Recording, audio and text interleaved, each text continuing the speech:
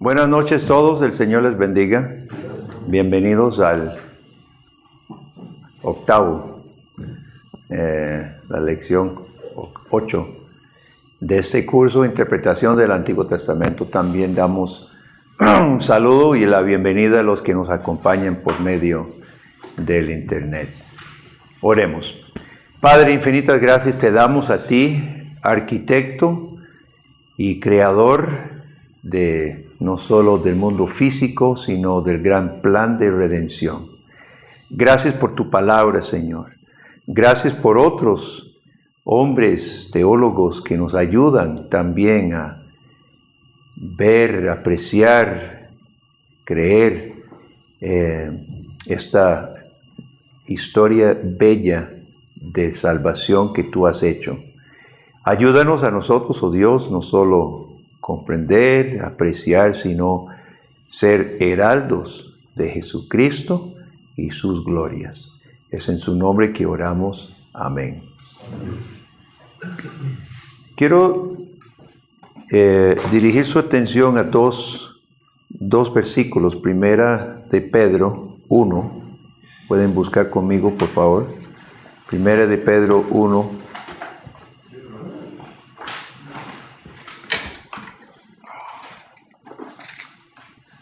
Primera de Pedro 1, 10 y 11, porque vamos a hablar un poco de tipología en esta clase.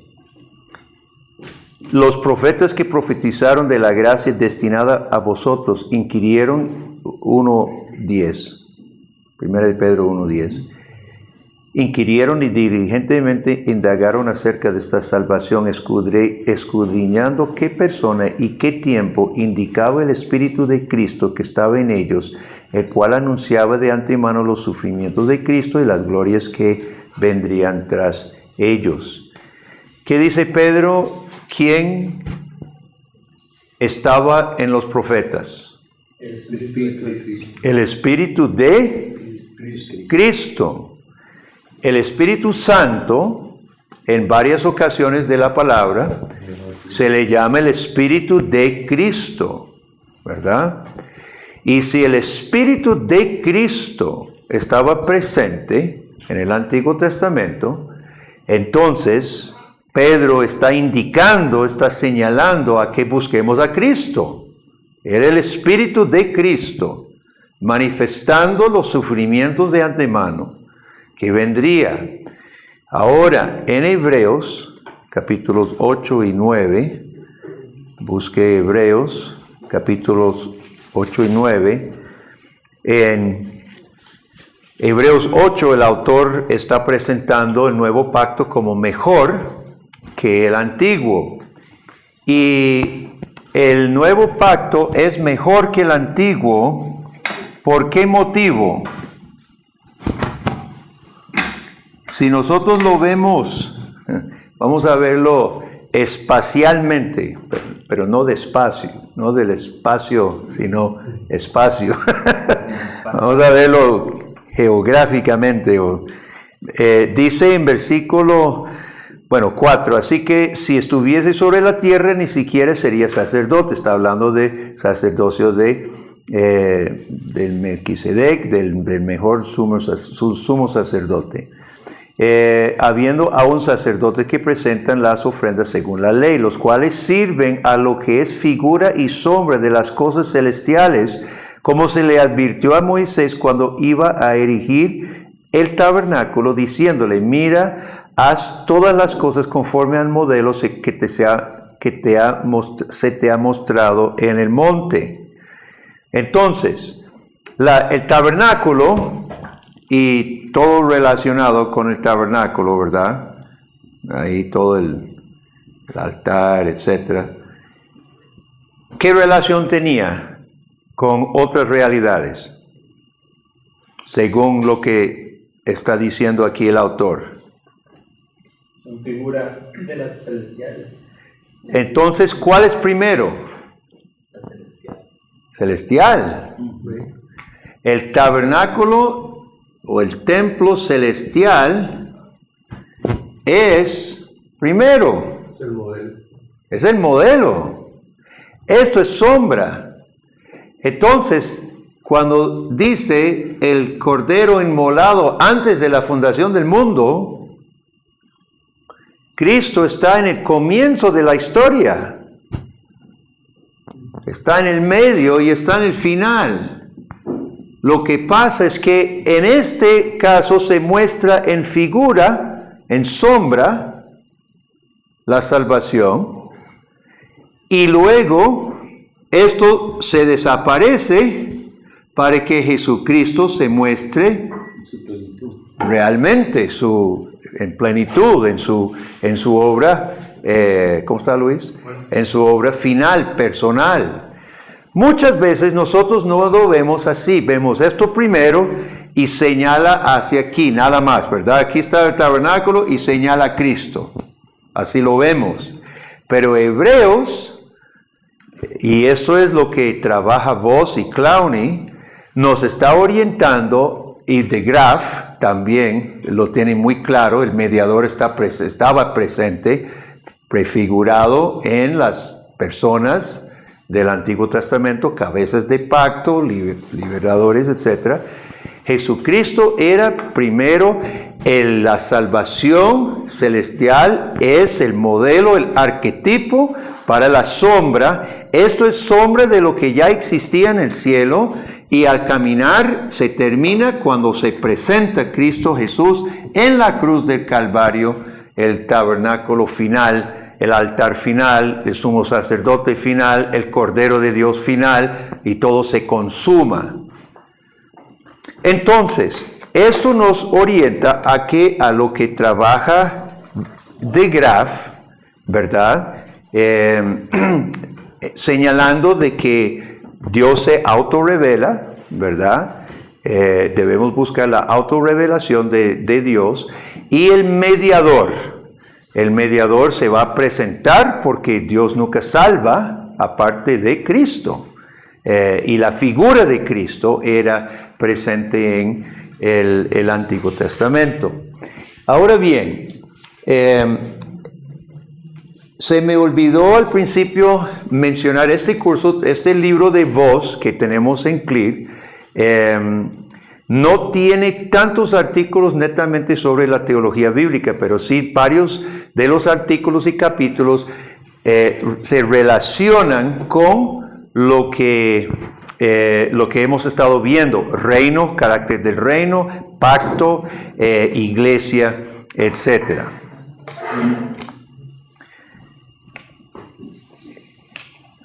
La vez pasada, bien, entonces mire, para el examen, no hemos hablado mucho del examen, pero el examen va a cubrir cosas que hemos visto en clase. Entonces, si usted ha faltado o no ha tomado apuntes, tiene un problema. Porque el examen va a cubrir lo que se ha expuesto en clase. Las tareas de los libros ya las tengo, ¿verdad? En alguna que otra cosa podría haber una pregunta sobre cosas de las tareas más para comprensión, pero lo que hemos visto en clase, sí, probablemente una gran parte del examen tendrá que ver con esto. Ahora, para ayudar, definamos la teología bíblica. ¿Qué es? ¿Cuáles son los parámetros, lineamientos, metas de la teología bíblica? Si eso fuera examen hoy y la primera pregunta es, defina la teología bíblica, ¿qué escribirían? El desarrollo histórico redentivo de Dios. La teología bíblica no es el desarrollo histórico. La Biblia es el desarrollo histórico. ¿Qué es la teología bíblica? El que estudia eso. ¿Perdón? Lo que estudia eso. El estudio de El estudio de la historia redentiva. Ahora, esto está bien, pero es más. Medio punto, nada. No, Sin desarrollo. un medio no, es mucho más. Historia de la revelación de Dios, del estudio redentivo, de la redención. Ya lo pusimos. También es de la revelación progresiva.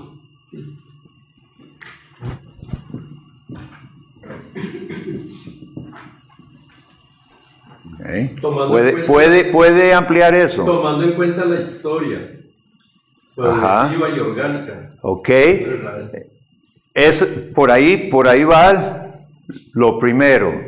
¿Qué queremos decir cuando decimos progresiva y orgánica? Esto es mi primer punto. Que tiene un inicio. ¿Y qué importa? Si todo el mundo sabe eso, que Génesis Que empieza con en el principio que hay y... una unidad entre los... Ok, bien. Ahí la teología bíblica va a resaltar unidad. Es coherente. Ajá, unidad, un plan coherente, Tiene un centro. tiene un centro. ¿Cuál es el centro? Orgánica, ¿qué significa? Esto es un punto súper importante. Que se relaciona entre sí. Entrelazado. Versus, que si no es orgánica, ¿qué sería?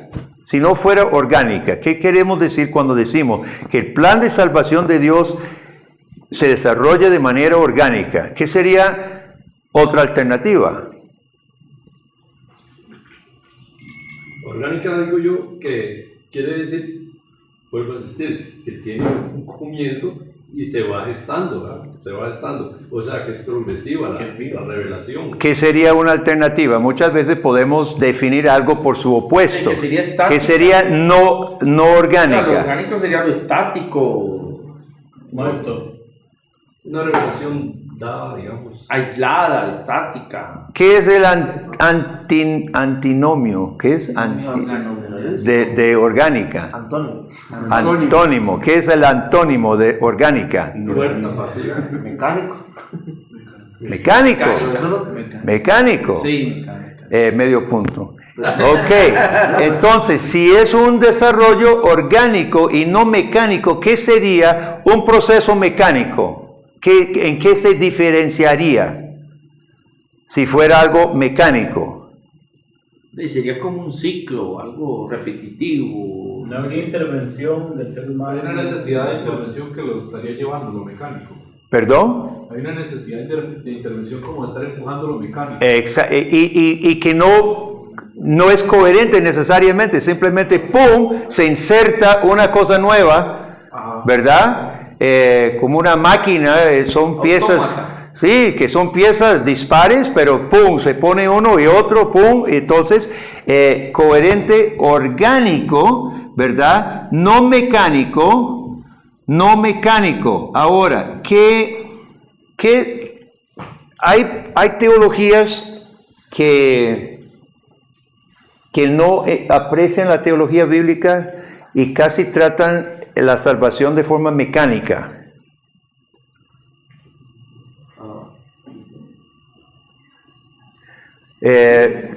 Podemos verlo de diferentes partes. Orgánica significa una semilla, un botón y una flor, ¿verdad? Y una flor. Entonces, en la semilla está toda la información genética que produce el botón, ¿verdad? El botón que lleva a la flor. Ahora, toda la belleza y los detalles de la flor no están aquí, es una semillita fea. Tiene el código ahí. Pero ahí está. Entonces, cuando pasa de aquí a aquí, lentamente, ¿hay sorpresas o va evolucionando, no evolucionando, pero desarrollando de una forma natural y lógica de lo que ya tenía? ¿verdad? Eso es lo que queremos decir con el desarrollo de la salvación. No hay una gran sorpresa de que algo totalmente no entendido. Lo que se hace es de la promesa madre. Ni totalmente nuevo. De la promesa madre se va desarrollando las facetas. Claro que se añade, pero es coherente con. Conforme al pueblo va Pudiendo, desarrollando. Por eso es que ahí no se puede Ajá. hablar de plan B. ¿Perdón? Ahí no se puede hablar de plan B.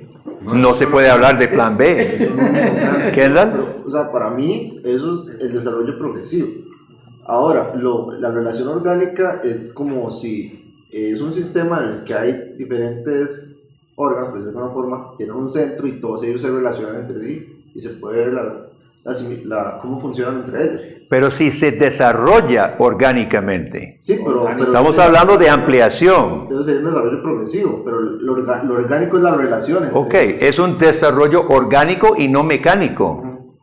Es un desarrollo, porque obviamente la promesa de Génesis 3.15 no es lo mismo que Romanos 12 o Romanos 10, ¿verdad? O 1 Corintios 15, ¿verdad? No es lo mismo, pero tampoco hay sorpresas. Al llegar a Corintios, y la contradice. no hay contradicciones, no hay nada que no esté No, latente. porque se relaciona. Se relaciona. Es el centro, que es Cristo, y adelante todo eso, que sería como el centro del organismo, por ejemplo. ¿Blas? Sí, digamos, yo entendía algo orgánico, siempre lo entendí así, bueno, ahora ya otra cosa, pero sí, digamos que tiene vida en sí misma y que se va desarrollando producto exactamente de la semilla, ¿verdad? Y tiende siempre a ser... Bueno, no estamos enfatizando vida en sí misma porque es divino, más bien... No, me explico yo en orgánico lo que quiero decir.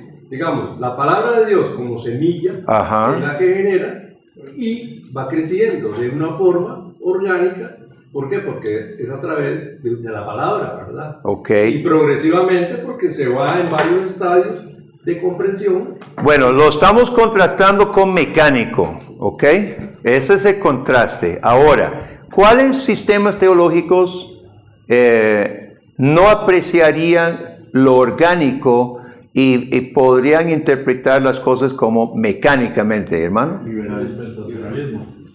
Ese sería uno, porque El liberalismo.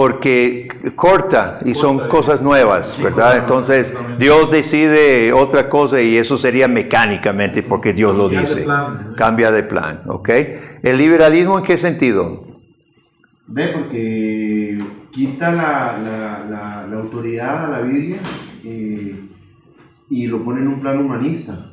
O sea, iguala al hombre, a Dios. Ok, ¿y No cómo? mantiene- no guarda la distancia de Dios. ¿Y qué es lo que lo hace mecánico? Ese presupuesto. ¿Qué lo hace? ¿Qué lo hace mecánico? Bueno, que siempre se le está dando la autoridad al hombre y a la naturaleza como tal y se está eliminando a Dios. Y el hombre inventa cosas nuevas. Exactamente. Entonces la historia de religiones, ¿verdad? La teología e historia de religiones dice, bueno, llegó influencia de Egipto, entonces adoptaron cosas egipcias, y luego los de Ugarit, y luego los sumeros, y luego los babilonios. Entonces el liberalismo no puede apreciar progresión orgánica porque no ve el impulso divino, un solo autor, un solo Dios y la unidad. Entonces cualquier influencia puede entrar y el liberal dice, mira, vea esto, es sorpresa, que no tiene nada que ver con lo anterior, ¿verdad? También que el liberalismo se basa más en la historia como un hecho, busca mucho apoyarse en la historia y en el desarrollo de la historia más que en la divinidad Y con la parte divina. con ciertas presuposiciones, Exactamente, elimina la ¿verdad? parte divina para buscarle una explicación científica. Ok. Otra, ajá. De hecho, un ejemplo muy tangible de Génesis 6, ¿verdad? Donde yo leí el comentario de Calvino de Génesis sobre el hijo de los hombres, los hijos de Dios y las hijas de los hombres. Comentario de Calvino señala el matrimonio y dice, no era el problema que viene en la belleza, sino que estaban tomando con ligereza, basado en La línea. en lo externo, ¿verdad? Sí. Y sin considerar si las mujeres o los hombres tenían los dones necesarios para el matrimonio. Apunta hacia ahí, Sí. pero Calvino ni siquiera habla de por su cabeza pasan los ángeles Exacto. mezclados, pero Sí. en algo muy reciente es la novedad donde dicen, mira, eran ángeles que Sí. se mezclaron, ahí nos están viendo. Y eso es un lo desarrollo que, progresivo. eso es lo que vos señala cuando dice, es que introducir ángeles obvia lo que está pasando aquí en Génesis con las dos líneas de Set y Caín. Vete ahí y Una cosa, ¿verdad? Que nada que ver. Entonces la teología bíblica nos ayuda a apreciar la estructura, lo que Claudia habla de estructuras de revelación. Y eso es tomado de vos. Vos hablas de la estructura de revelación. ¿Qué más? Digo yo, entonces todas las demás religiones o las demás teologías, aparte de la cristiana bíblica, serían mecánicas, porque su presupuesto... ¿Serían qué? Mecánicas, porque su presupuesto... Bastante. Es que es Ahora, obviamente durante la iglesia, los buenos teólogos, Agustín en adelante, todos los demás, han sentido algo de esto, ¿verdad? Lo han sentido sin desarrollarse la ciencia de la teología bíblica, sabían que esto... Ireneo en el año 300, ¿verdad? Tenía la recapitulación, Jesús recapitula lo que ya Dios había revelado, y lo que Adán perdió, Jesús restablece como el postrer Adán. Él tenía una teología bíblica, de un sentido del flujo del plan. Y todos los buenos lo han tenido, lo que pasa es que era más o menos percibido. Pero hoy, por ejemplo, y fue dentro del seno reformado que se desarrolló la teología bíblica buena, porque los liberales tuvieron su teología bíblica, ¿verdad? Historia de religiones, etcétera, etcétera. Pero fue en el seno reformado que se pudo desarrollar la teología bíblica. Ahora, hoy, con la teología evangélica o pentecostal o simplemente arminiana, ¿qué es lo que pasa? Se ve el Antiguo Testamento meramente como unos ejemplos de obediencia y desobediencia. Historias. ¿Verdad? Como relatos ahí, ejemplos, que no hay ni desarrollo progresivo. Es simplemente un poco de historias viejas que hay que ver qué se hace con ellos. Luego Jesús viene y muere en la cruz, está muy bien. Después el Espíritu Santo viene, algo nuevo. Algo nuevo, ¿verdad? La teología del guau. Que se pierde durante 2000 años, y ahora que estamos en la lluvia tardía hay que restablecerlo otra vez, ¿verdad? Esos son fatales, esas son versiones fatales, versiones teológicas fatales, que no aprecia lo orgánico, ¿ok? ¿Quién iba a decir algo? Sí, hermano. Que algo que he aprendido en este curso, yo he notado, agregando eso que estábamos hablando, es que ese desconocimiento de la teología bíblica ha permitido que se desarrollen las sectas y todo esto, agregando Claro. que son contradictorias Claro. a la revelación. Sí, Porque- esto porque- guarda la iglesia. de un pedazo, nada Esto más. va a guardar la iglesia. Cuando usted tiene un sentido de la estructura de la revelación, alguien dice algo, usted dice, pero es que eso no encaja. No encaja en todo el plan, ¿verdad? O hay que ir a investigar a ver si es cierto que encaja, ¿verdad? Ahora bien, este orgánico significa, bueno, hablamos de la importancia de la teología bíblica, ¿verdad? Habíamos hablado de la importancia. Por ejemplo, bueno, ya voy a dar la respuesta. Tomemos el término cordero. Si no tenemos sensibilidad para la teología bíblica y leemos Cordero en Éxodo, ¿verdad? Y lo leemos en Samuel, ¿verdad? Y no sé qué más en Reyes, y luego en Juan, ¿verdad? Leemos Cordero. ¿qué vamos a hacer con Cordero? Si no tenemos una sensibilidad de esto. El cordero en sí era Cristo. El cordero en animal era Cristo. Sin sensibilidad. Yo pienso que si no se tiene sensibilidad, nada más se ve como un símbolo que ya pasó. Ujú. Yo veo contradicción, porque más bien es muy fácil, no importa la línea teológica, es que el Cordero es Cristo. Ahí sí hay, Hay un sentido. si hay algo como progresivo, y lo demás no. Entonces lo que lleva es como una incoherencia. Lo que se va a hacer es alegorizar aquí. O si ignoramos el Antiguo Testamento, porque somos ignorantes y ni siquiera leemos el Antiguo Testamento, llegamos a Juan y Cordero e inventamos que es Cordero. ¿Verdad? Y ahí los inventos han sido muchos de cómo son las ovejas y verdad y todo el asunto de la personalidad y la naturaleza de las ovejas, ahí se inventan. Entonces, sin una sensibilidad, leer Cordero en el Nuevo Testamento no es lo mismo que leerlo cuando primero aparece en Génesis. No es lo mismo. Pero sí hay una relación. Y si usted llega al Nuevo Testamento, ¿verdad? Y usted no tiene idea de que Dios cubrió a Adán y Eva con pieles. Y luego el holocausto. Y luego Abraham, Isaac, el carnero. Y todo el desarrollo, usted llega y dice, he aquí el Cordero del mundo. Mire, algo se agarra, ¿verdad? Algo se agarra de un sacrificio.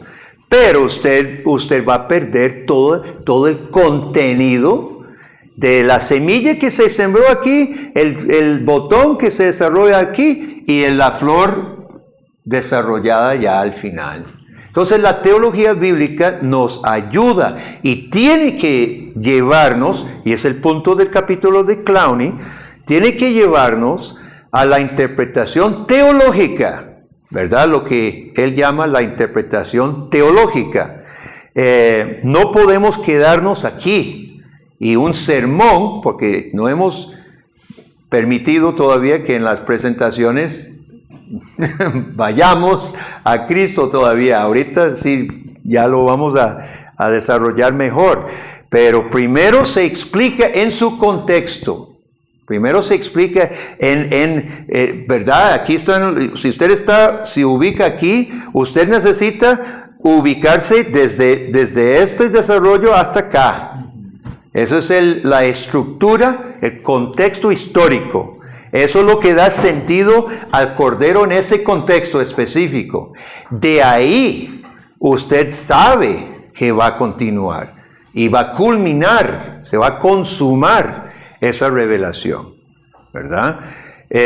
Usted vio cómo Clowney trabaja con Jonás bíblicamente, ¿verdad? Con los mismos libros históricos y en el proceso de la redención, conociendo ampliamente el testimonio bíblico, situándose en ese momento y interpretando Jonás ampliamente. Bersma, en la línea de tiempo. Usted se sorprendió con relacionar a Esther, donde ella se ubicaba en relación a Esdras y Nehemías. Tremendo, ¿verdad? Curiosísimo. ¿Sí? Pero queda totalmente claro. Ajá, pero ese es el trabajo del predicador. Ese es el trabajo del maestro de Biblia, ¿verdad? Y esas son las estructuras de que habla Clowney y vos, las estructuras teológicas que nos tienen que ubicar. De otra manera, estamos apenas rascando la superficie apenitas, ¿verdad? Y no estamos ahondando en el testimonio, la revelación de Dios. Vamos a ver qué más puse aquí. Don Guillermo, Diga. aprovechando el tema, tengo una pregunta, más me gustaría saber su opinión, sobre todo con los libros sapiensales. ¿Verdad? Usted ya había comentado algo la semana pasada. Los sapiensales. Ajá, sí. Proverbios, Eclesiastés, Cantar. Siempre de salmos que la gente saca promesas y hasta doctrina, con cosas de oraciones que David hizo. Ahora venía escuchando una radio y decía, Jehová no quitará el bien a los que andan con integridad. Entonces la gente está oyendo eso, estamos oyendo eso, pero a veces, ¿sobre qué fundamento, pensando desde la historia redentiva, se Exacto. puede afirmar si eso es doctrina? ¿Puedo sacar yo de ahí doctrina o no? Ubicado en su contexto histórico, David pertenecía a las bendiciones del pacto mosaico, Siempre yo pienso ¿verdad? en eso, sí, a la Ajá. ley. Porque, Pero- Jesús sacó Porque- doctrina de los salmos. porque Jesús vino y dijo que no tenía dónde recostar la cabeza. No estaba reclamando las promesas. O Job, por ejemplo. O Job fue antes, Job fue Pero antes. temporalmente, el Job dijo, no, a mí me lo quitaron. Sí.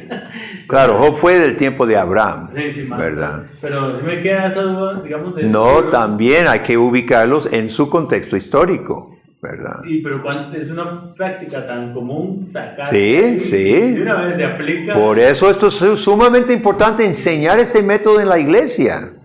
O sea, se debe predicar de esta manera para que toda la congregación aprenda.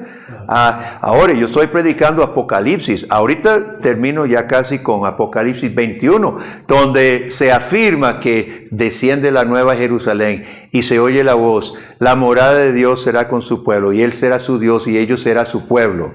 Eso se repite como 20 veces, esa frase exacta. En toda la Biblia, ¿verdad? Es la fórmula del pacto. Yo seré tu Dios y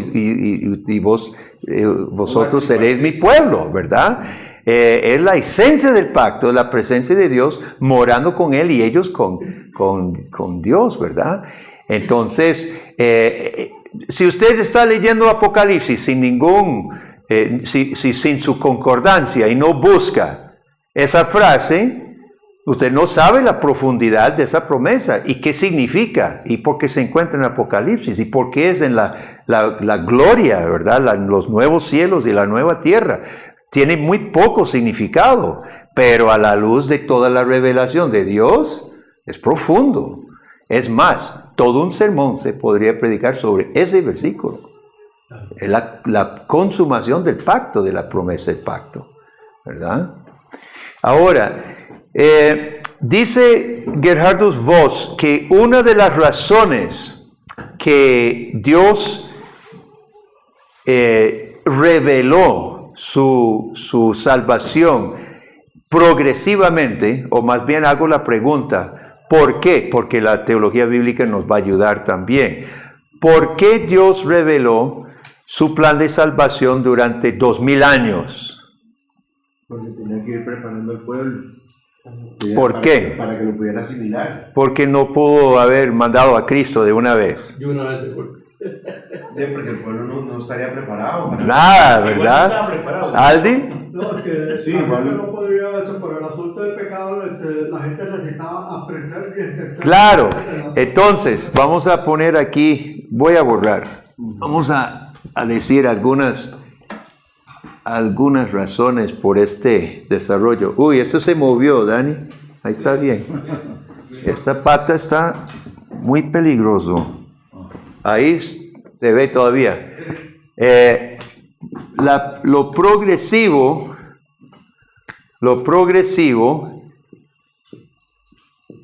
una y otra vez menciona la testarudez del pueblo. Y lo que todos han dicho, tenían que aprender en un sentido por finitos. Si Dios diera toda la doctrina de toda la Biblia en la persona de Cristo, jamás nadie podría asimilarlo, ¿verdad? Por finitos. Y también por pecaminosos, por pecadores.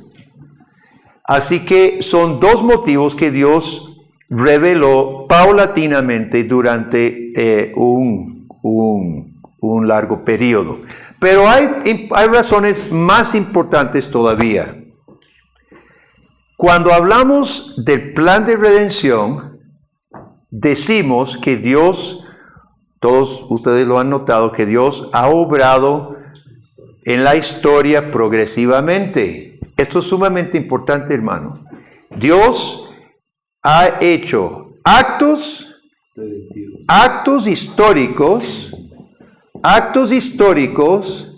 y revelación en palabra, revelación histórica, ¿verdad? Y era necesario que Dios al salvar su pueblo actuara en la historia. Es que la salvación de Dios ha sido real. Los sacó de Egipto, los llevó a Canaán, los libró de sus enemigos, estableció un trono de David. Fueron actos históricos, reales. ¿Perdón? Los abandonó después también. Y también los castigó, los mandó al exilio. Fue un un hecho revelatorio. Estos actos históricos son la revelación de Dios en la historia. Cuando Dios castigó a Faraón, Él dijo que se estaba manifestando. Y estaba manifestando en juicio y gracia a su pueblo.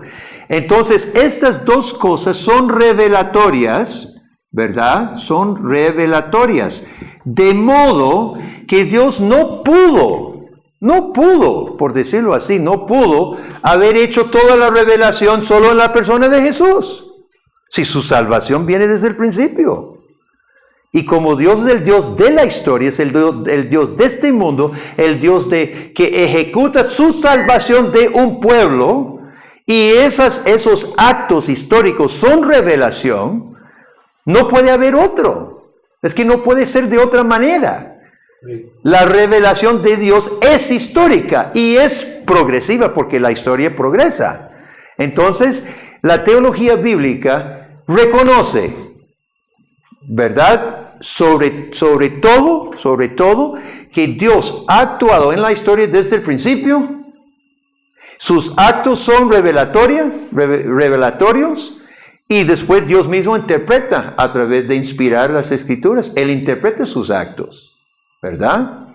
Y por eso hablamos de la historia de redención, y la teología bíblica estudia y aprecia y estructura esa revelación progresiva e histórica. Pastor, actos históricos y revelación histórica es lo mismo, digamos. ¿Perdón? Actos históricos y revelación histórica sería lo mismo. O sea, No, de esto ya hablo de verbal. Verbal, sí. ¿Verdad? Verbal. Los dos son revelatorias. Aunque Dios no hubiera dado escritura en el Éxodo, su acto fue revelatorio de Él. Él se estaba manifestando, con o sin Biblia, ¿verdad? Ahora, El abrir el mar rojo, eso es un acto revelatorio, salvador. Sí. O sea, Ajá. paralelamente la historia del hombre y la historia redentiva de Dios van de la mano, o subyacen. Sí, no sé paralelamente, más bien la obra de Dios dentro de la historia. Sí, o subyace más bien en la historia del pueblo, de la humanidad. Sí, dentro de la historia humana, Ajá. Dios escoge y obra, ¿verdad? Dentro de esa historia obra su obra especial, que es revelatorio de manera especial. A mí me llama la atención Romanos 1 que Pablo culpabiliza al ser humano con solo la revelación natural. Antes de llegar a la verbal, ya el hombre es culpable delante de Dios. Detiene el conocimiento de Dios, ¿verdad? Incluso sin Cristo, digamos, sin la revelación. Aún sin Cristo. Aún sin Cristo. Sí, sí. Ok, eso por implicación, entonces, hermano, por implicación, mientras estos actos históricos, esto es una implicación, pero también la teología bíblica nos va a ayudar. Los actos históricos se consuman ¿en quién? En Cristo, ¿verdad?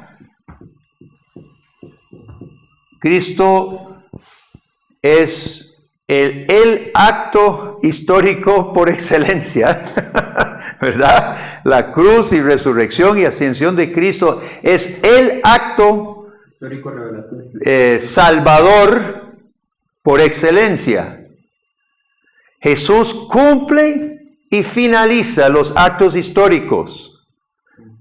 Dios completó la salvación, completó la salvación. Hebreos 1, 1 al 3 y un montón más. Ahora bien, ¿qué pasa entonces con la revelación verbal? Que interpretaba, ¿verdad? La revelación verbal venía interpretando los hechos históricos. Cuando esos se completan en Cristo, ¿qué pasa con la revelación verbal? Que Cristo es el logos, es la palabra también revelada. Se terminan. Esta Se vez, terminan. Fíjese qué peligro afirmar que se siga revelación verbal. Vea lo que estamos diciendo. Estamos diciendo que Cristo no fue suficiente. Porque en la Biblia siempre los actos revelatorios históricos, los actos históricos, eran acompañados por la revelación verbal, ¿verdad? Dios actuaba, Dios definía, Dios o a veces profetizaba y cumplía. Pero aquí van, ¿verdad? Lo histórico, los hechos y la revelación van de la mano. Y viene Cristo y termina y completa. Y se termina y se completa la revelación verbal. Y si decimos que sigue la revelación, estamos comprometiendo la suficiencia de Jesucristo. Y eso es lo que pasa. Usted mira las tendencias, las corrientes que desean más revelaciones. Mire, ellos comprometen la suficiencia de Cristo, ¿verdad? En muchas formas necesitamos más, Cristo más una palabra, más una unción, más una nueva profecía, más cosas. Y se compromete Cristo. Y muchas veces hasta niegan su deidad también. ¿A qué? Muchas veces hasta niegan su deidad. Bueno, ya son formas extremas, ¿verdad? Vea, es la teología bíblica la ciencia más apta, más precisa para ayudarnos a comprender esta estructura de la revelación. Nos ayuda a entender cómo la revelación de Dios en hechos y en palabra se complementan a través de la historia y cómo se completa en Cristo. Las dos, ¿verdad? Por eso Pablo puede decir en posiblemente su última carta de Efesios, en capítulo 2, dice, ustedes son la iglesia fundada sobre los apóstoles y los profetas, siendo la piedra angular Jesucristo, es el fundamento. El fundamento se puso.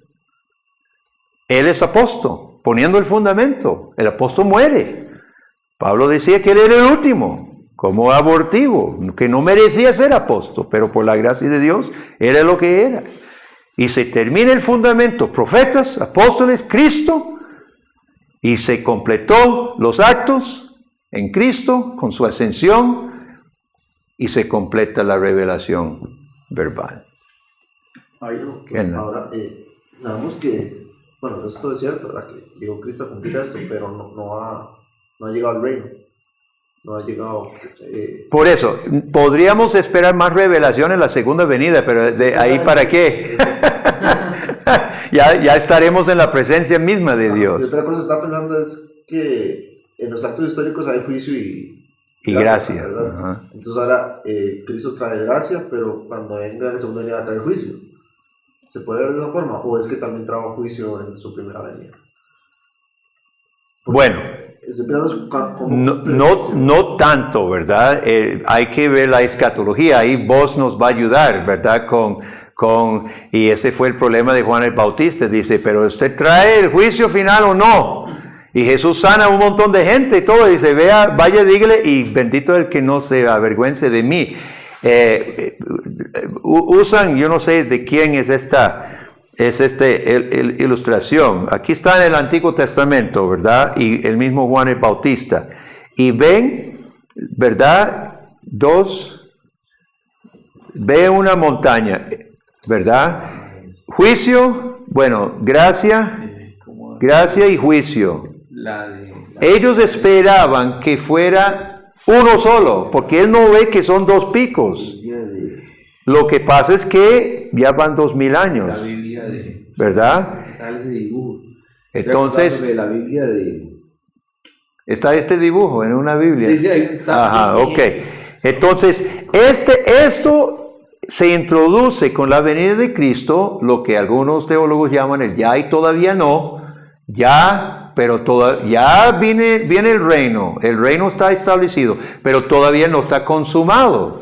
Y Jesús tuvo que definir eso, porque los apóstoles seguían diciendo que bajamos fuego y consumimos este pueblo, y ya usted va a introducir el reino, ¿verdad? Y Jesucristo tiene que estarles diciendo, ustedes tienen una tarea, no se preocupe por los tiempos y los sazones, yo me encargo de eso. Resulta que eso fue hace 2000 años, podría pasar otros 2000, no sabemos cuánto tiempo dista aquí, pero gracia y juicio se va a dar. ¿Verdad? Se va a dar. Entonces, por un lado podemos decir, vino a traer los dos, pero todavía no todo, ni gracia en su plenitud tampoco, Sí, no se ha ¿verdad? consumado. Ni juicio ni gracia en su plenitud, pero ambos en cierta medida, porque Apocalipsis nos enseña que Dios está juzgando las naciones, las copas se derraman, ¿verdad? Sobre las naciones, mire el mundo cómo está, hay tremendos juicios alrededor del mundo constantemente. Sí, hermano. Que de alguna manera también el juicio, bueno, obviamente la gracia también, pero el juicio también se incrementa con la venida de Cristo, ¿verdad? Por ejemplo, los que rechazaron a Cristo en ese momento, Cristo les da una sentencia, ¿verdad? Que su juicio va a ser peor que el de Sodoma y el de Gomorra, o el de Claro. Tiro y Sidón. Ajá. Pues de alguna manera, vienen juntos los dos. Es claro que está junto, ¿verdad? Solamente que no ejecutado todavía, porque habrá juicio final. Sí. Entonces, eso por un lado. Otro punto, el concepto bíblico de la revelación del conocimiento de Dios. En esto nos ayuda la teología bíblica también. ¿Qué es el conocimiento de Dios? Voy a borrar. ¿Qué es el conocimiento de Dios? Estamos hablando de la teología bíblica y todo lo que va a salir en el examen. ¿Qué es el conocimiento de Dios? Lo que Él nos ha revelado de Él. El conocimiento de Dios, lo que Dios nos revela. ¿Y eso que nos revela qué es?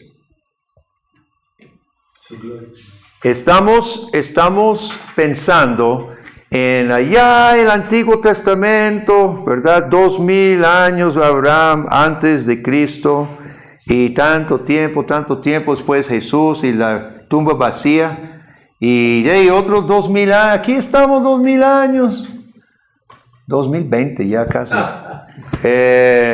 Al otro lado, 4000 años desde que sabemos de Abraham. Y ni hablar de Noé y Adán, ¿verdad? O sea, eso está viejísimo. ¿De qué nos sirve estudiar esto? Usted sabe que ese es el gran problema de los chicos con la historia. Muchos, yo no sé por qué yo siempre amaba la historia. De hecho, fue mi carrera en la universidad, porque yo la encuentro emocionantísima, ¿verdad? Pero los pobres muchachos, los profesores de estudios sociales tienen una lucha para la gran mayoría de que, uy, qué aburrido la historia porque no le ven ningún sentido. ¿Para qué estudiar lo que pasó en Roma o China o México o no sé dónde, ¿verdad? O aquí mismo en Costa Rica, ¿qué importa? Para no cometer los mismos errores. ¿Verdad? Ok, decimos nosotros para no cometer los mismos errores. ¿Eso implicaría qué? ¿Qué implicaría? Un cambio en la naturaleza del ser humano. Ok, bien, no cambia. Entonces sí tenemos una unión con el pasado. Una unión orgánica. Hoy es la noche orgánica. Somos parte de una humanidad que piensa, actúa de la misma forma posiblemente, ¿verdad? Muy bien. Con la Biblia especialmente. Y esto, qué lástima en las iglesias, hermanos. Cuando se estudia una lección del Antiguo Testamento, para meramente algo intelectual. Intelectual. Estos los esgrimas de los jóvenes caen en esta trampa. Aprenden un montón de datos para salir, para llevarse el trofeo. Los ateos caen en eso. Obviamente los ateos, para nada más saber de cosas. Se sabe en la Biblia. El hombre del renacimiento, ¿verdad? Para saber cosas. Pero muchos cristianos también simplemente para saber, pero sin que afecte, Aplicar. sin que impacte. En la Biblia, ¿qué es el conocimiento de Dios, hermanos? El conocimiento de Dios, la historia, el israelita que vivía, aquí está el Éxodo en 1500. El israelita que vivía vamos a poner 1100, ¿verdad? ¿Cómo es? 1100. Antes de David, tiempo de Samuel, más o menos. Este es el Éxodo. El Éxodo. Ya tenía el Pentateuco y todos los libros hasta llegar a Samuel, ¿verdad? Entonces, aquí está el israelita en Israel. Han pasado los jueces y todo el problema, etc. ¿Tenía algo que ver con este chavalo, el Éxodo? ¿O esto era simplemente un dato histórico que cuentan los abuelos? Sí, tiene que ver. ¿Qué tenía que ver concretamente? ¿Quién es Dios? ¿Qué más? Con el pacto, ¿Qué más? la teocracia. ¿Quiénes son ellos? Sí, identidad. ¿Quién era? ¿Quién era? Es que este era el pueblo que Dios sacó, con que hizo pacto, que le estableció formas de vivir y una misión en este mundo. Su identidad proviene de ahí. Ahora nosotros, nuestra identidad no proviene de lo mismo. Por supuesto que sí, hermano. Qué lástima cuando los predicadores no saben cómo insertar a sus oyentes en una historia que es nuestra, que Dios nos ha injertado, dice Pablo. No, el tronco es Abraham. Y Dios nos ha agarrado, a menos que hayan judíos aquí, que no creo. Si somos todos gentiles perros, Dios nos agarró por gracia y vino y nos injertó en una historia santa. Ahora, esta historia, todo el desarrollo hasta Cristo y los apóstoles es nuestra historia y debe ser nuestra identidad.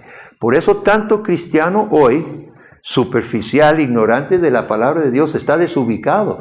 ¿Cuántos cristianos, hermanos, padecen de falta de identidad? No saben qué son y para qué están y para dónde vamos. Se desaniman, se deprimen, andan perdidos, no saben qué es su misión en la tierra, inventan. A cada rato los evangélicos, no sé, los católicos, están inventando algún método para otra cosa. Un método para trabajar con esto, un método para evangelizar, un método para hacer crecer la iglesia. ¿Sabe por qué los reformados no estamos inventando cosas nuevas? Porque ya todo se ha dicho. Hay un pacto que nos orienta. Nosotros no nos hace falta estar inventando métodos para Dios. Sí, Dios es el que puso el método. Y está muy simple también. Y abarca todo, toda la familia, todo estrato, toda persona, toda parte de la sociedad. No hay nada que quede fuera del pacto. No necesitamos estar ayudándole a Dios con nuevas metodologías. Entonces, hermanos, cuando hablamos de conocimiento de Dios, la teología bíblica es la rama especializada para ayudarnos a entender que los conocimientos del Antiguo Testamento no son meramente ideas abstractas o conocimientos de datos históricos. No, hermano.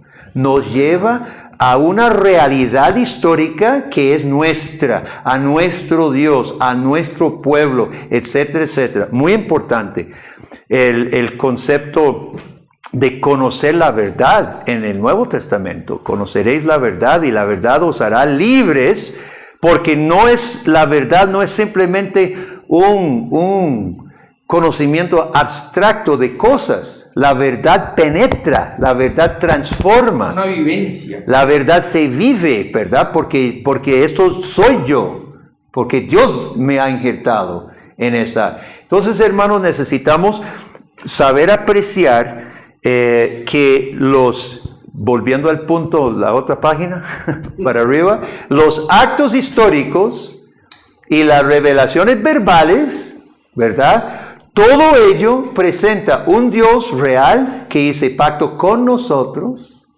con nuestros antepasados, del cual somos nosotros, ¿verdad? Y que implican una nueva vida. Esto es bonito y esto es importante, ¿verdad? Esto hace vivir la teología. Por eso, predicar el Antiguo Testamento es lo más emocionante que puede haber. Sí, hermano. Una pregunta. Los profetas, las lecturas que hicimos, ellos tenían no todo el panorama completo, lógicamente. Correcto. Tenían sus dudas. Ajá. Ahora esas dudas, digamos, son originarias del proceso de revelación o se puede dar también por condición moral o ética de los... ¿Quién fue de los libros que fue Bergman, no? Y Kaiser también, de la relación entre lo ético y lo redentivo? Que el pacto conlleva ética. Juan Calvino siempre decía, hay dos lados del pacto. Dios promete salvación. Dios se identifica con su pueblo, lo adopta y salva. Y Dios llama a la santidad. Ese es el pacto, esa es la relación del pacto. Ande delante de mí, sé perfecto. Sí, las estipulaciones. ¿Verdad? Las estipulaciones nunca son ausentes. Entonces, con mi librito, las preguntas. Primero, ¿qué está haciendo Dios? Segundo, ¿qué demanda Dios del hombre? ¿Verdad? Que sigue vigente, aunque el hombre falló y tuvo que cumplir Jesucristo. En Cristo nosotros obramos obras de justicia. Porque son aceptadas ahora por Dios, en Cristo, ¿verdad? Entonces, las demandas éticas siempre son vigentes. Ahora, Moisés, ya más específico, Moisés falló. Él conocía esa condición de que él tenía que darle la gloria a Dios, y lo hizo adrede, o fue un momento de adrede. Todos pecamos adrede en un sentido y no adrede en otro sentido. Pablo dice que la lucha del cristiano, lo que queremos hacer no hacemos y lo que no queremos hacer lo hacemos. Ese es el ciclo en que estamos ahorita, ¿verdad? Entonces, ok. Bien, teología bíblica, hermanos. Estamos claros en lo que perseguimos como la ciencia de la teología bíblica. Yo creo que se nos está quedando bien claro, ¿verdad? Ahora, yo quiero compartir otro sermón, pero tengo 2 sermones. ¿Cuántos quiere? El de Goliat, el más fuerte. ¿Quiere el más herético o uno bueno? El más herético. El más herético. ¿O quiere uno bueno? Jonás. Porque no vemos uno bueno. Ya no vamos a oír amén, hermano. Nadie más. Vamos a hacer uno bueno en Éxodo 17. ¿Cómo lo predicarías? Éxodo 17. Meriba, ¿se acuerda? Ellos salen de Egipto y se quedan sin agua.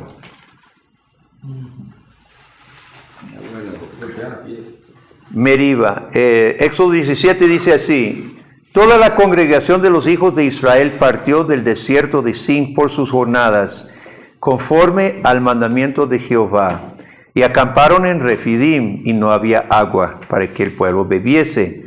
Entonces ahí se presenta, ¿verdad? Un dato histórico donde fueron, pero lo importante es, el punto de todo el drama es, no había agua. Ahora, imagínense 1 millón de personas con sus animales. Sin agua. No quiero imaginarme el escenario, ¿verdad? Altercó el pueblo con Moisés. y dijeron, danos agua para que bebamos. Ahora recuerde que acababan de pasar el Mar Rojo, ¿verdad? Hace unos días. Moisés les dijo, ¿por qué altercáis conmigo? ¿Por qué tentáis a Jehová? Así que el pueblo tuvo allí sed y murmuró contra Moisés y dijo, ¿por qué nos hiciste subir de Egipto para matarnos de sed a nosotros y a nuestros hijos y a nuestros ganados? Entonces clamó Moisés a Jehová diciendo, ¿qué haré con este pueblo? De aquí a un poco me apedrearán. Jehová dijo a Moisés, pasa delante del pueblo, toma contigo de los ancianos de Israel y toma también en tu mano tu vara con que golpeaste el río y ve. He aquí que yo estaré delante de ti sobre la peña en Horeb y golpearás la peña y saldrá de ella agua y beberá el pueblo. Moisés lo hizo así en presencia de los ancianos de Israel. Y llamó el nombre de aquel lugar Masa y Meriba por la rencilla de los hijos de Israel, y porque tentaron a Jehová diciendo, ¿está pues Jehová entre nosotros o no?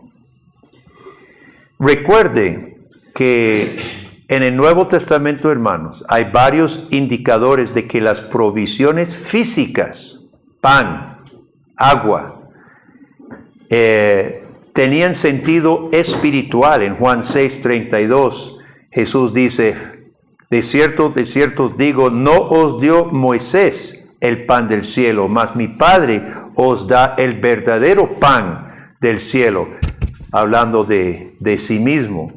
Esto no es una alegoría superficial. Las provisiones de Dios del cielo para la vida física señalaba algo más, su provisión soberana, providencial, debía haber señalado eso para el pueblo.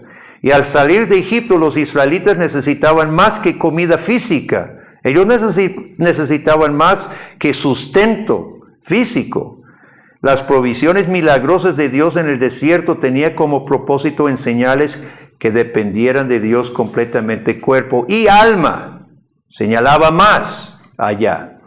Ahora, Dios llevó su pueblo por el desierto a pie, no porque no fuera capaz de haberlos llevado en alas de águila directamente a Palestina, sino porque era un tiempo de instrucción y prueba. De hecho, cuando salen de Egipto, no agarran a la izquierda para subir al norte, sino a la derecha, a bajar por el Mar Rojo y salir al desierto.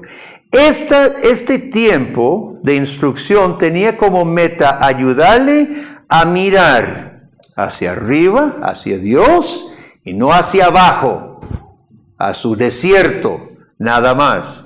También les tenía que ayudar a mirar hacia adelante a la meta, y no solamente en su momento personal del momento. Y es por esto que al final de la prueba en Mara, Dios aprovecha el incidente para declarar, yo soy Jehová tu sanador, Éxodo 15. A la luz del resto de la Biblia, la sanidad de Dios era mucho más que física. La sanidad de Dios llega a ser sinónimo de salvación, salud, verdad y salvación. En Jeremías 17 leemos, oh Jehová, esperanza de Israel, todos los que te dejan serán avergonzados, y los que se apartan de mí serán escritos en el polvo, porque dejaron a Jehová manantial de aguas vivas. Sáname, oh Jehová, y seré sano. Sálvame, ve el paralelo. Sáname y sálvame, y seré salvo, porque tú eres mi alabanza. Entonces, hermanos, ese es el panorama bíblico. Estamos ubicando el texto dentro de un contexto más amplio bíblicamente. Ahora, todos los incidentes en el desierto manifiestan el triunfo de la gracia de Dios. Aquí es fatal, pero triunfa la gracia de Dios. Y vamos a ver cómo. El término en versículo 2, que dice 2 veces, altercaron, el pueblo altercó, es un término del pacto. Es el riv del pacto. Riv es pleito del pacto, o sea, dice, Dios tiene riv con su pueblo, Dios tiene pleito con Israel. Aquí el pueblo acusa al Dios del pacto de estar fallando. El pacto tenía estipulaciones y compromisos de ambos. Dios se había comprometido con su pueblo también. Y llega el pueblo y lo acusa. Lo acusa. Tenían poco tiempo de estar en el desierto, pero era 1 millón de personas con su ganado sin agua y la situación sí era grave. Acusan tanto a Dios como su representante de ser, ¿qué? Traidores. Dios los sacó a matar y Moisés es cómplice, ¿verdad? Ahora Moisés está espantado. Moisés recuerda las señales, ¿verdad? Del Mar Rojo y las demás cosas, todas las plagas sobre Egipto. Moisés está espantado y dice, ¿por qué altercan con Dios? Me imagino que estaba diciendo, oremos o alguna cosa. ¿Por qué altercan? Porque acusan legalmente, formalmente. ¿Cómo es posible que acusen a Dios habiendo visto las plagas y el Mar Rojo y las demás cosas? En Deuteronomio 8, versículos 2 y 3, leemos donde Moisés está relatando todo lo que pasó. Dice, te acordarás de todo el camino por donde te ha traído Jehová tu Dios estos 40 años en el desierto para afligirte, para probarte, para saber lo que había en tu corazón, si había de guardar o no sus mandamientos, y te afligió, te hizo tener hambre y te sustentó con maná, comida que no conocías tú ni tus padres la habían conocido, para hacerte saber que no solo de pan vivirá el hombre, mas de todo lo que sale de la boca de Jehová vivirá el hombre. Moisés entendió que no solo de pan ni de agua vive el hombre, sino de la palabra de Dios. Ahora, este rif está totalmente al revés. Yo creo que todos podemos entender esto. El hombre no juzga a Dios, lo siento. El hombre no acusa a Dios. Pero el pueblo está pidiendo un juicio. En Hebreos capítulo 3, versículo 12, el autor a los hebreos se refiere a estos israelitas como los que tuvieron corazón malo de incredulidad para apartarse del Dios vivo. Así los juzga Hebreos. Pero ha habido una acusación formal y no se puede simplemente ignorar, tiene que haber juicio. Entonces hay un juicio. Aquí hay drama espeso, tenso. Le dice Dios, pase delante del pueblo. Ahí estaban murmurando todo. Y Moisés se levanta y pasa delante del pueblo. Moisés será mediador. Los profetas eran los fiscales del pueblo. Ahora Moisés tendrá que intermediar entre Dios, el acusado, y el pueblo que acusa. Dice que tome ancianos. ¿Qué función van a jugar los ancianos? Testigos. Los testigos. El jurado, los testigos, ¿verdad? Ahora viene otro. ¿Qué debía tomar en su mano? La vara. ¿Qué había hecho con la vara? El mar, Autoridad. Había hecho un montón de cosas portentosas. Había convertido el Nilo en sangre. Había traído plagas sobre Egipto. Había abierto el Mar Rojo con la vara. Yo me imagino, porque la Biblia no lo dice, pero me imagino que cuando Moisés junta la vara y sale al frente y pide que se presenten los 12 ancianos, más que uno, tiene que haber dicho, ay, ahora sí. De cierto modo era como la evidencia. Tal vez metimos la pata cuando ya ven la vara, porque si Moisés alza la vara, todo Egipto el ejército de Egipto se había hundido. Ahí está la presentación. Esa vara de juicio con que Dios castigaba, ¿qué pasa si Moisés alza la vara contra el pueblo?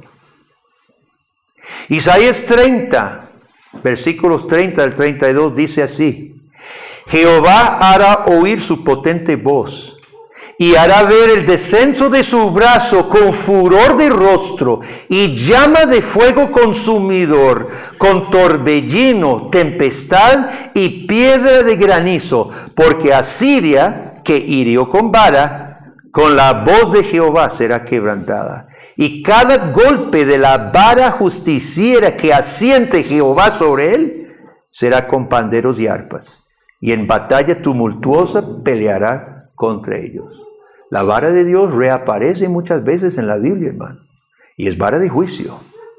La vara justiciera que asiente sobre la cabeza de Asiria será con panderas y arpas, con cantos de victoria.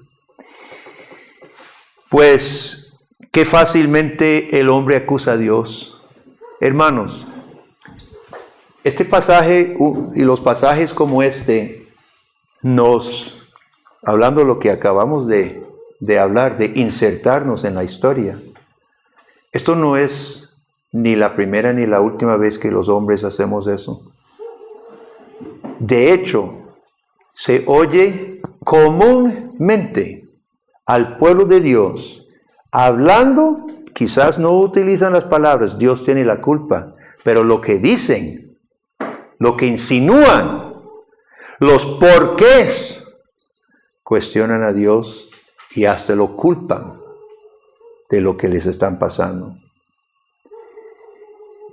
Moisés, gracias a Dios, no levanta la vara contra Israel. Y lo que sigue, este cuadro que sigue, quedó tan grabado en la memoria del pueblo, de los verdaderos israelitas, algo tan impresionante que Pablo retoma 1,5 milenios después. Ahorita lo vemos. Dice Dios, pasa adelante y yo estaré delante de ti sobre la peña. ¿Cuándo se para Dios delante de los hombres? ¿Cuándo se para Dios ante los hombres que lo juzguen? Nunca. Esta vez sí. ¿Y de qué manera pasó Dios sobre la peña? ¿Cómo se sabía que Dios estaba sobre la peña? ¿Cómo se sabía? ¿Cómo sabían los israelitas que Dios estaba sobre la peña? Se veía, ¿no? ¿Perdón? Se veía. El agua. El agua no ha salido todavía. No, él se manifestaba a través de sombra o fuego. Fuego. Fuego. La nube. La nube, sí. ¿Qué pasa con la nube? ¡Baja! La nube estaba sobre el pueblo. De día sombreaba, pero de noche alumbraba. Pero es una nube de fuego. Dice Dios, yo estaré frente a ti. Baja la nube de gloria sobre la peña. Fuego. Mire, si no hubo silencio absoluto en todo el pueblo de 1 millón de habitantes, yo no sé cómo no. La gloria de Dios estaba sobre la peña. Y Moisés dice que lo golpee. Y golpea. Al posarse sobre la peña, Dios se identifica con la peña. Porque como Dios es espíritu, no se le puede pegar a Dios. Pero Dios posee la peña, se identifica con la peña. Y Moisés le pega a Dios.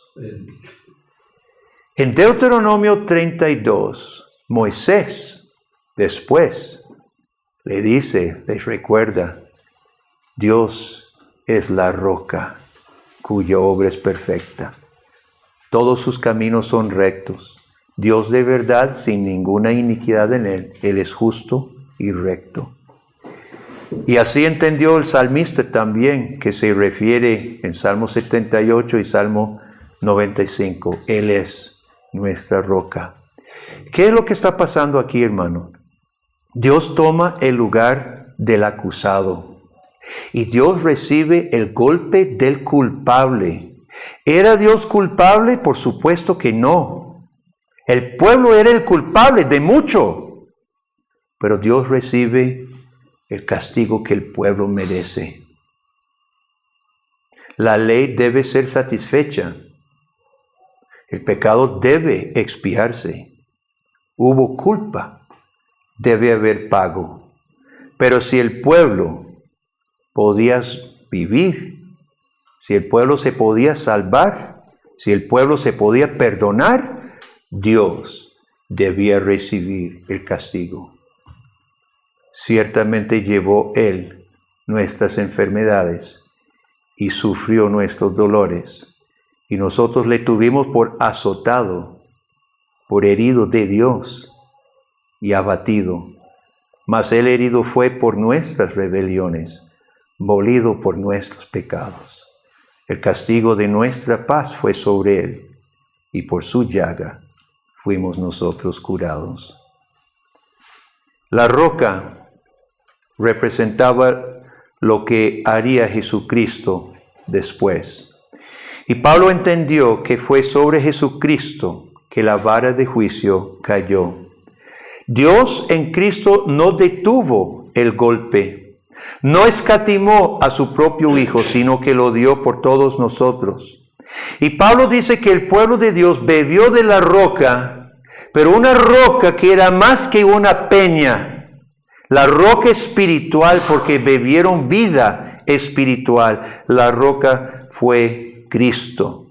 Claro, la misericordia de Dios los acompañó durante toda su estadía en el desierto.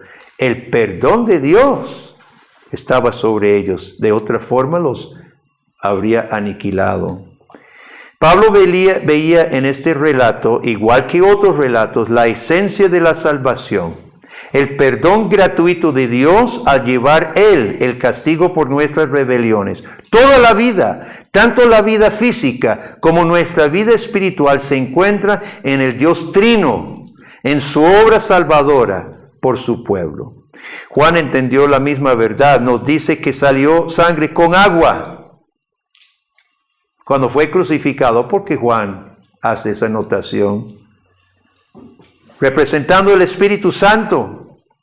En el último día, dice Juan, el último y gran día de la fiesta, Jesús se puso en pie y alzó la voz diciendo: si alguno tiene sed, venga a mí. Y ojo, hay corrija su Reina Valera, búsquelo. Vamos a hacer una anotación en sus Biblias. Espero que ustedes marquen sus Biblias. En Juan 7 hay una mejoría de puntuación. No es cambio del texto, sino puntuación. Versículo 37 debe leerse así: en el último y gran día de la fiesta, Jesús se puso en pie, alzó la voz diciendo: si alguno tiene sed, venga a mí. Beba el que cree en mí. Punto. Beba el que cree en mí. Antes de eso, venga a mí, punto. Y seguido, beba el que cree en mí. ¿Ve la diferencia? Nuestra Reina Valera dice: venga a mí y beba. No debe leerse así, debe leerse: venga a mí, punto. Beba el que cree en mí. Debe unirse al siguiente versículo. Se elimina la conjunción. Se elimina el y, ¿verdad? Beba el que cree en mí. Como dice la Escritura, de su interior. ¿Quién es el su? ¿A quién se refiere? ¿El interior de quién? ¿Perdón? No, del cristiano. Esa es la interpretación que está aquí.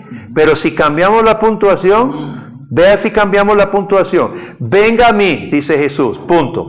Beba el que cree en mí. Ahora, comentario de Juan. Como dice la Escritura, de su interior correrán ríos de agua viva. Porque Juan muchas veces inserta su propio comentario. Cuando él está relatando lo que dice Jesucristo, muchas veces los comentaristas lo reconocen. No se sabe cuándo para Jesús y cuándo sigue Juan en comentario, ¿verdad? Aquí es uno de estos casos. Juan dice, como dice la Escritura, de su interior correrán ríos de agua viva, y hablaba del Espíritu Santo. Juan está entendiendo eso a la luz de Meriba. Es Jesucristo la fuente de agua. No es el cristiano, es más, casi es una herejía. ¿Quién piensa eso? Casi es una herejía, así como está. Venga a mí y beba, el que cree en mí, como dice la Escritura, de su interior correrán. ¿Acaso nosotros somos los salvadores? ¿Acaso nosotros producimos agua viva? Que es muy mal la puntuación. Desconozco si la Biblia de las Américas lo corrigió o no. Pero obviamente esto se está refiriendo a Jesucristo y la promesa de su Espíritu vivificador. Según Juan, Cristo da agua viva de vida eterna. Y ustedes conocen 1 Corintios 10, donde dice Pablo que la roca fue Cristo que le siguió en todo el desierto. Ahora bien, para terminar, Moisés fue castigado severamente por golpear la roca la segunda vez. ¿Se acuerdan? En Números 20. Siempre me daba mucha tristeza ese relato. La primera vez Dios le pidió que pegara la peña, y la segunda vez le dijo que le hablara. Y Moisés está enojado otra vez, no aprendieron la primera vez, y otra repetición, vamos de nuevo, y llega y pega la peña. La segunda vez sí sale agua, ¿verdad? Porque ocupaban agua, y Dios es misericordioso, pero ese delito le privó a Moisés de poder ver la tierra. Y Moisés estaba muy triste en su discurso de Deuteronomio. Llora delante de los pueblos, dice, por enojarme con ustedes, dice, Dios me quita el privilegio de entrar. Y estaba muy triste. Si Moisés luchó toda su vida por ir a la tierra prometida y se le negó. ¿Por qué, hermanos? ¿Por qué castigo tan drástico? ¿Por qué? Porque no honró al Señor. Eso es verlo superficialmente. Hay un motivo mucho más teológico. ¿Cuántas veces murió Jesús? Una sola. Una vez por todas. Moisés no tenía que crucificar a Cristo la segunda vez. Ese pasaje es el argumento más poderoso contra la misa católica, que se llama un sacrificio incruento, continuo. Cristo murió una sola vez. Moisés no tenía que golpear de nuevo la peña. La roca fue herida solo una vez. Debiera haber sido herida solo una vez. Solo una vez. Y al golpear la segunda vez, castigar, por decirlo así, es como crucificar a Cristo de nuevo, tratar de crucificarlo de nuevo. El pueblo en Meriba clamó, ¿está Jehová con nosotros o no? Eso fue el reto. ¿Y la respuesta? Sí. El Dios de gran misericordia sí estaba con ellos de una forma tanto más íntima que ellos jamás se podrían imaginar. Vamos a terminar. Dios mismo se paró sobre la peña en su lugar, en el lugar del pueblo, llevando la condenación del pueblo. Fíjese, en relación al Sinaí, ¿dónde estamos? ¿Antes o después? Estamos antes, no ha llegado. Antes de dar la ley en Sinaí, la promesa del Calvario se había dado. Y la prenda del Calvario ya se había dado. La historia de la redención camina de gracia en gracia, hermanos. El predicador necesita presentar siempre el Dios de gracia, desde el comienzo hasta el final, revelada de antemano y consumada en Cristo Jesús. Entonces, hermanos, vea, eso es una forma de teología bíblica aplicada en un texto, ubicándolo en su historia concreto, pero a la luz de la palabra de Dios. Y en este caso se manifiesta, no todos manifiestan a Cristo de esta manera, pero de forma formidable manifiesta la obra de Cristo y la naturaleza del pacto, donde Dios mismo toma el castigo como Abraham, que Dios pasó por los animales partidos. Otra vez Dios aquí recibe el castigo por su pueblo. ¿Alguien? En la transmisión me preguntan si podría repetir la cita bíblica. Me parece que se trata de la cita que usted usó como ejemplo de lo de que en su interior correrán ríos de agua viva. ¿Cuál fue la cita? Juan 7, 37 y 38. Juan 7, 37 y 38. Y que vean la grabación, ¿verdad? Ok, comentarios, hermanos. ¿Algún comentario sobre esto? Bueno, sí,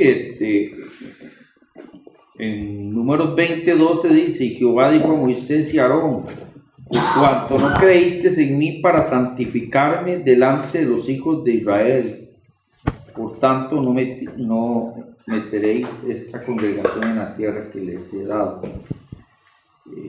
Bueno, en Números. Sí, Números está, sí. Números 20. Sí, ese fue donde se les privó, ¿verdad? Exactamente. Ahora, si por lo general siempre hago esa pregunta, porque Dios no lo dejó, y la respuesta siempre es porque desobedeció. Pero mira, entonces nadie pudiera haber entrado, porque todos desobedecieron, ¿verdad? No lo santificó, no le exaltó,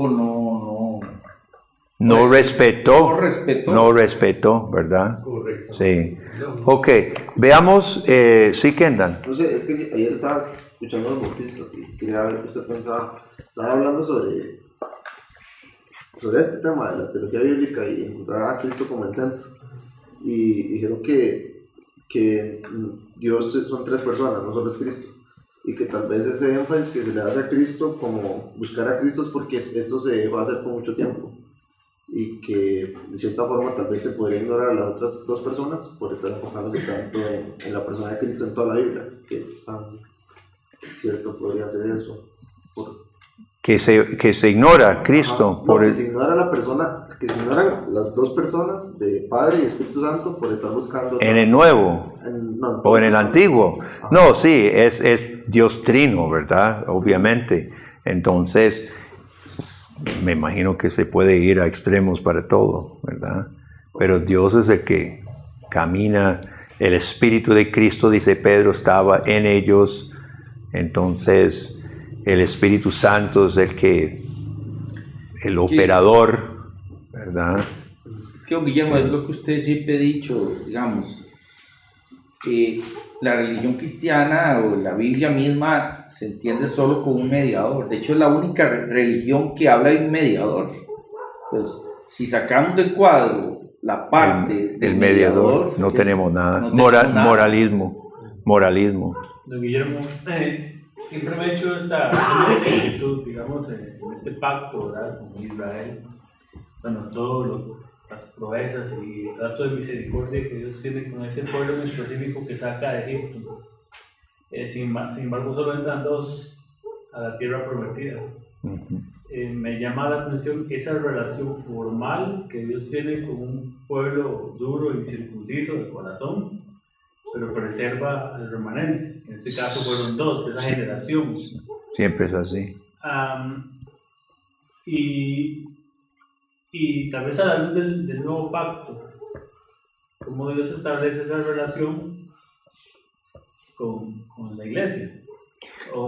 El concepto del remanente está más presente en el Antiguo que el Nuevo. Sin embargo, los casos de Ananías y Zafira, y corintios que morían por estar violando la Santa Cena, etc. Apocalipsis, las 7 iglesias, demuestra que la iglesia es una mezcla y Dios va purificando, ¿verdad? Pero como estamos ya en más bien la misión de Cristo a las naciones creciendo, ya no se habla tanto remanente, porque Dios ahora impulsa su iglesia, no es una iglesia pura, pero está en crecimiento hasta el final. Entonces el concepto de remanente, algunas denominaciones les gusta porque son muy chiquitillos y les conviene la teología del remanente. Pero en el Nuevo Testamento, eso sería un buen estudio, a ver si aparece remanente en el Nuevo, ¿verdad? Pero Cristo también es congruente con remanente de acuerdo a la puerta angosta y la puerta ancha. También, y Apocalipsis, ¿verdad? Habla de los suyos. Lo que pasa es que cuando Juan termina viendo es una multitud sin número, pero ¿verdad? Ya posteriormente. Sí, pero usted está tomando, ¿verdad, Aldi? No, obviamente hay un detalle confuso y muchas personas que hablan de un remanente dentro de la iglesia. Y yo no sé por qué dicen eso. Sí, está un poco raro. Ok, estamos desviados un poquito. Vamos con algunas preguntas, hermanos. En la clase 8 nos tocaba unas preguntas de Clowney de capítulo 4, la mitad. Veamos rápidamente, me contesta por favor. Resumen sus propias palabras en qué consiste el método de la teología bíblica. ¿En qué consiste el método de la teología bíblica? ¿Qué persigue? Enfatiza un mensaje central y la sana aplicación de esto. Y esto no quiere decir que no haya una estructura preparada. Esto no quiere decir que haya una estructura preparada para cada texto, sino que sirve como una guía. O sea, enfatiza un mensaje central y una sana aplicación. Pero eso no quiere decir que haya una estructura exacta para cada texto. Ok, sí, no hay un molde exacto. Sin embargo, la teología bíblica sí busca presentar la estructura de la revelación, porque hay una estructura de revelación que llamamos centro, que llamamos, ¿verdad? ¿Y qué otra cosa? ¿Qué otra cosa? Son 2 cosas básicamente. Sana aplicación, decía, no sé. No. ¿Qué es el método? En cuanto al método, ¿a qué nos orienta la teología bíblica? ¿No lo contestaron?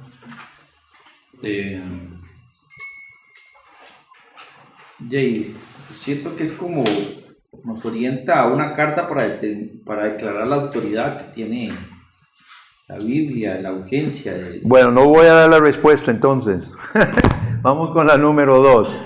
En la sección El texto en su periodo histórico, Clowney menciona varias veces el horizonte teológico. Es claro que el periodo histórico es el marco histórico teológico.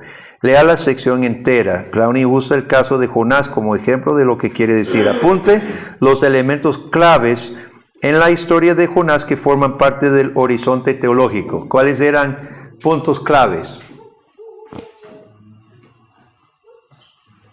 Que Jonás se dirigía a un pueblo gentil. ¿Por qué? Dice que eso significa que las misericordias de Dios van se extienden también a los gentiles. Ok. ¿Algo más? ¿Cuál es ese? El número 2 de Clowney. De Jonás. Cómo la historia de Jonás forma parte del horizonte, los elementos en la historia de Jonás que forman parte del horizonte teológico. Ya se están cansando con el curso. Cuando usted dice horizonte teológico, ¿usted cómo lo definiría? Porque es... Lo que Clowney habla. Sí. Clowney lo define. Pero es que nunca me quedó claro eso del horizonte. Un horizonte teológico son los conceptos teológicos que está operando. Y no es solamente que misericordia, que es el más obvio. Pero horizonte se refiere hacia el futuro, hacia... No, el horizonte... Habla de, Lo que se está viendo. Por ejemplo, yo puse, contextual, pero también habla de... por ejemplo, yo puse, Sí. también. no es una rara excepción para el particularismo uniforme del Antiguo Testamento. O sea, la gente a ¿Qué veces más? mira ¿Qué como- más? No solo eso, Sí. más. La prefiguración de Israel no Cristo. era una nación religiosa y no ética por su gobierno teocrático también. No lo vieron. Hay que volver a leerlo. Ok, porque es muy importante este punto de Clowney. Todo le voy a dar 0. si no lo acierta. Leo lo que yo puse, pero no sé si está bien. ¿Qué? Si quiere leo lo que yo puse, pero no sé si está bien. Léalo. Dale. Aquí dice, entender la época en la que Jonás vivió nos ayuda a entender el libro de Jonás y su actitud. El ministerio de Jonás se dio después del exterminio de la adoración a Baal y a él le fue dado un mensaje de liberación para Israel. Las expectativas que Jonás tenía del pueblo de Israel eran amenazadas por Asiria. Los asirios habían obligado a Jehú a pagar un pesado tributo. Asiria en los ojos de Jonás era una gran amenaza para el futuro de Israel. El libro de Jonás marca una diferencia en el plan redentivo de Dios. Desde el tiempo de Abraham, la revelación de Dios había sido dirigida al pueblo del pacto, pero este pueblo había transgredido la ley de Dios. El libro de Jonás está en el medio de la presentación profética de bendiciones a los gentiles en conexión con el juicio sobre Israel. Así como Eliseo presentó pinceladas de esto con la bendición a la viuda de Sarepta y la salud de Naamán, Elías fue enviado a Damasco a ungir a Hazael. Ahora Jonás es enviado a Nínive. Este es el primer paso de que la bendición de Abraham será llevada a las naciones. ¿Pero eso es un plagio de Clowney o eso es tus propias palabras? Sí, iba a decir. Es como un resumen del acto teológico. Bueno, ese es el punto. Ese es todo el punto. Espero que captaran. Plagio. No, después de mi pueblo. Eso es tu propia palabra. Parece Clowney. Tomó una foto y ahí lo pasó por el escaneador. Sí, pero si pasamos todo. Ok, ese es el punto y no vamos a hablar más porque yo quiero que ustedes lo analicen, porque ahí están los dos aspectos, ¿verdad? Ok, vamos a ver si mejoran con el siguiente, Bersma, capítulo 7. Bersma, capítulo 7. ¿Cómo estamos con Bersma? Tengo un resumen de los 4 elementos del mensaje profético.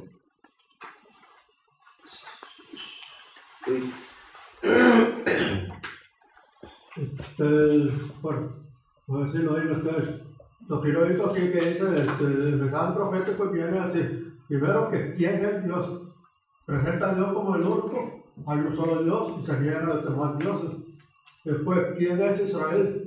Para el profeta de Israel era un pueblo que mantenía una relación compañerismo con Dios.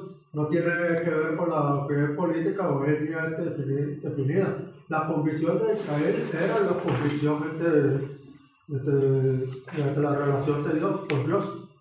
Después, consecuencia de la desobediencia, el mensaje se advertía las consecuencias si se desobedecía a Dios. Y lo otro también lo último es las bendiciones reservadas a los que obedecían a Dios. Okay. Aunque se reconocía la maldición de los profetas, no tenían pensamientos negativos. Sabía que era un Dios que cumplía con las promesas.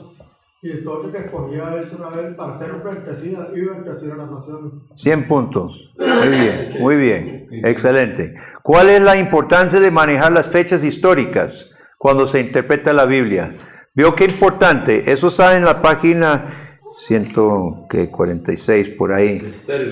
Que, Bersma en varias ocasiones saca listas de fechas. Él es cuidadoso en esto, hermanos, y somos muy flojos muchas veces, yo lo digo por mí, de que no nos sentamos a ubicar con fechas paralelas, ¿verdad? Predicamos un profeta menor, entonces ya lo ubicamos más o menos cuál rey, ¿verdad? Pero no pensamos en cosas paralelas que estaba pasando en Judá, que estaba pasando en Babilonia u otros lugares. Y esto es sumamente importante. Y esta lista de fechas es impresionante como Dios, ¿verdad? Providencialmente ubica Esther, en ese caso, como madrastra de ¿quién? de Artajerjes, Artajerjes. ¿verdad? Que fue Jerjes, El ¿verdad? esposo de... Y ella posiblemente influyó con una perspectiva de simpatizar con el pueblo de Israel, porque, como afirma Bersma, muy raro que uno de estos reyes permite que un pueblo se vuelva a su hogar a reconstruir su imperio, que habían conquistado, ninguno, ¿verdad? Y las murallas que simbolizan la fortaleza y todo eso. Una locura dejar y financiarles y ayudarles y darles visto bueno, ¿verdad? Entonces, interesante ver dónde se ubica Esther cronológicamente en relación a Jerjes y Artajerjes, ¿verdad? Y ahí dice que predata los libros estos de Nehemías. Esdras y Nehemías, ¿verdad? Que en la Biblia viene antes, pero cronológicamente ella fue antes. 475. Entonces, ve lo importante, eso es parte del horizonte teológico, Sí, correcto. ¿verdad? El horizonte teológico de Esther prevé Esdras y Nehemías. O sea, es importantísimo porque se da uno más claridad en los contextos culturales, Claro, religiosos, claro. que se viven. La teología bíblica echa mano a todo eso, porque está hablando de una historia real en que Dios opera, porque creemos que Dios está en la historia revelándose, ¿verdad? Y la teología bíblica es la que más honra y ama y dilucida todo eso. ¿Qué más? Vamos a ver entonces para alguna otra pregunta en cuanto a la tarea. ¿De Graf? ¿Qué le pareció de Graf? ¿Preguntas? Son para contestar, ¿verdad? Las preguntas de Graf. Son simples. ¿Perdón? Son simples. Sí. Guillermo, en la tarea, usted no tiene el texto, el sílabo.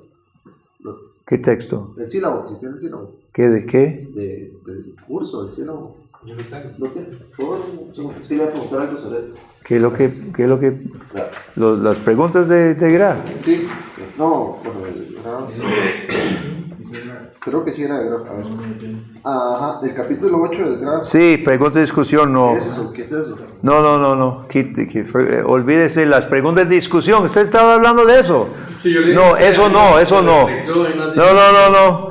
Nada más las dos preguntas, 28 y 29, no las preguntas de discusión. Es que yo no sabía. Yo no lo hice igual, pero... Sí, no, perdone. Ya no.